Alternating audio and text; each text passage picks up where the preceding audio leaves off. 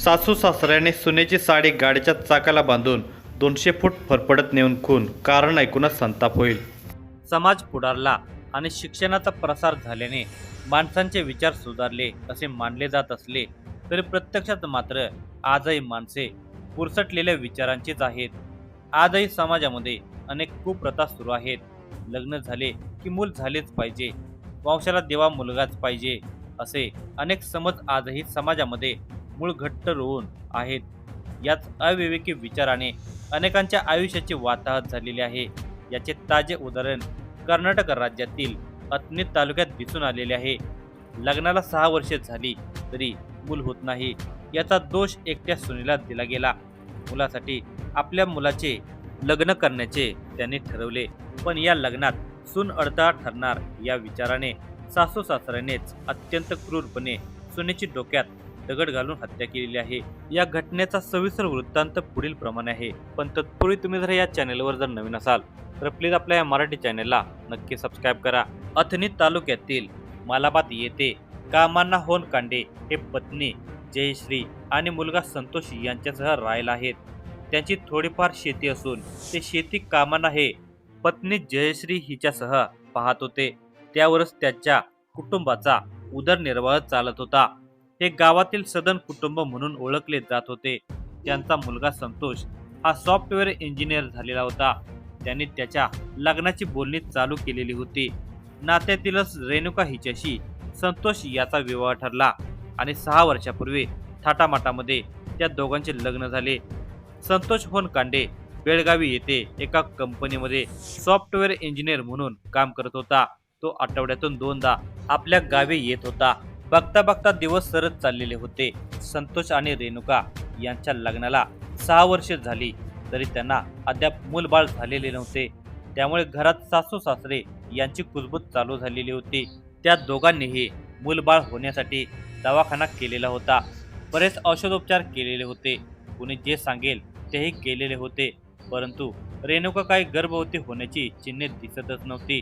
रेणुकाला मूलबाळ होत नसल्याने तिच्या मागे सासू सासरे यांची नेहमी कटकट चालू झालेली होती.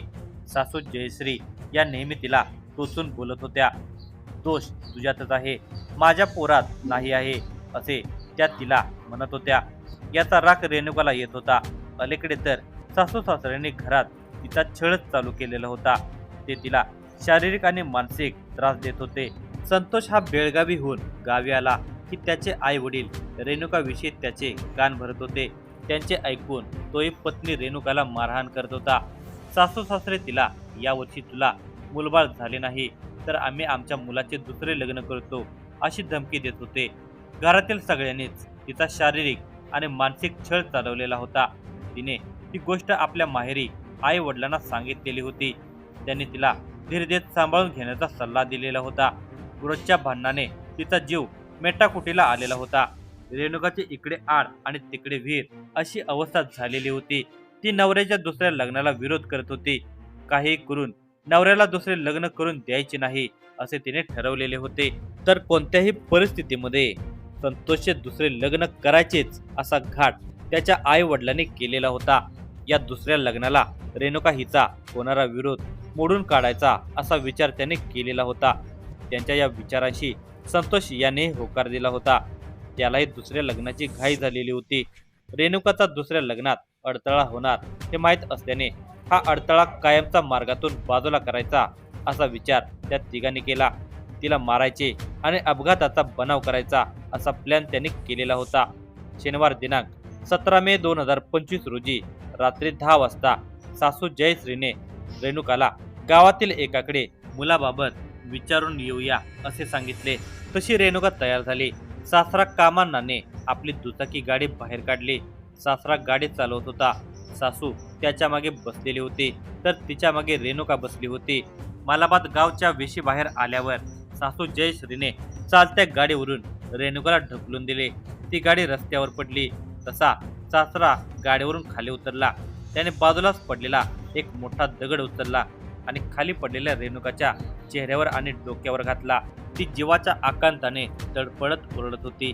ती जिवंत आहे हे त्याच्या लक्षात आल्यावर त्या दोघांनी तिचा गळा दाबायला सुरुवात केली. तशी तिची हालचाल मंदावली. काही वेळात ती शांत झाली. जागीच तिचा मृत्यू झाला.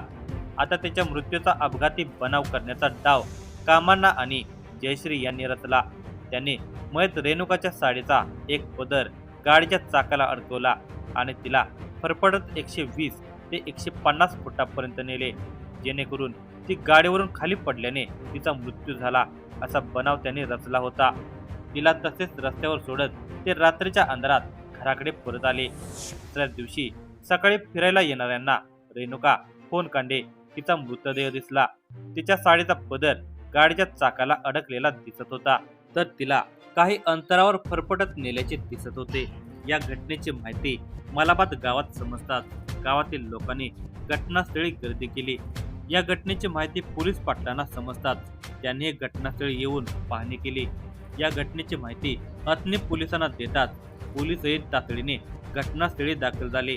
अथणी पोलिसांनी या घटनेची पाहणी केली असता त्यांना हा अपघात वाटत होता, पण अपघात झाला तर कोणीतरी दुसरी व्यक्ती गाडी चालवत असली पाहिजे अशी शंका त्यांना आली.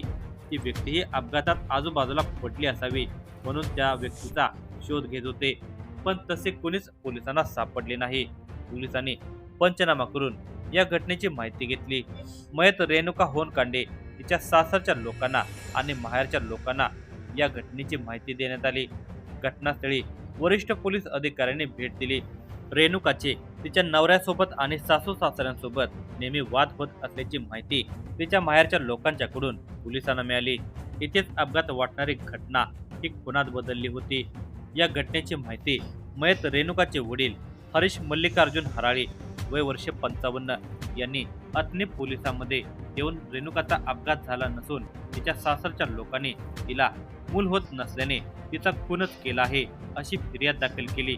या फिर्यादीवरून आणि त्यांच्या संशयावरून अथणी पोलिसांनी मयत रेणुकाचा पती संतोष होनकांडे, सासू जयश्री होनकांडे आणि सासरे कामाना होनकांडे यांना ताब्यात घेतले.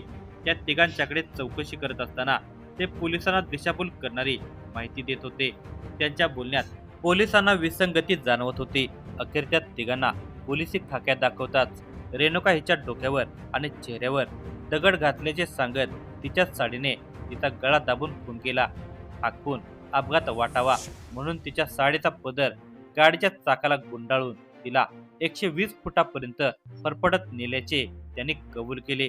रेणुका संतोष होनकांडे वय वर्ष 32 हिचा खून करून पुरावा नष्ट केल्याप्रकरणी तिचा नवरा संतोष कामन्ना होनकांडे वय वर्ष 35, सासरा कामना होनकांडे वय वर्ष 58, सासू जयश्री होनकांडे वय वर्ष 53 या तिघांच्या विरोधात भारतीय न्याय संहिता कलम 103(1) 238 प्रमाणे गुन्हा दाखल करून अटक करण्यात आली.